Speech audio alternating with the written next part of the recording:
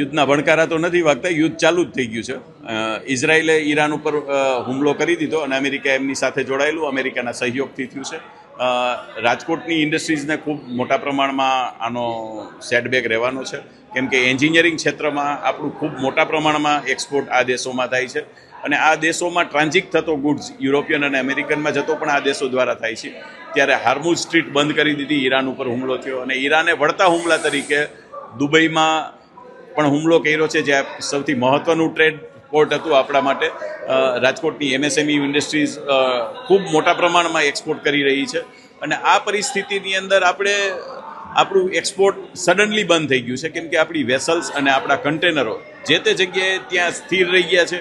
એટલે આપણે કન્ટેનરો ફરીથી મોકલી નહીં શકીએ અને જેટલું લાંબુ યુદ્ધ ચાલશે ત્યાં સુધીમાં આ આપણી સાયકલ છે ફરીથી રન થતાં, રિબૂટ થતાં ખરી વાર લાગશે અને આ પરિસ્થિતિમાં આપણા ઉદ્યોગોને ખૂબ માઠી અસર થશે, કેમ કે એન્જિનિયરિંગ ક્ષેત્રનું આ ફાઇનાન્શિયલ યરનું પણ છેલ્લો મહિનો છે અને આ પરિસ્થિતિમાં આપણી ફાઇનાન્શિયલ સ્ટ્રેટજી મોટા પ્રમાણમાં ખરાબ થઈ શકશે. એટલે આપણે આ યુદ્ધની પરિસ્થિતિને એન્જિનિયરિંગ ઉદ્યોગના, ઇકોનોમિક અને વેપાર ઉદ્યોગને ખૂબ મોટી અસર થવાની છે.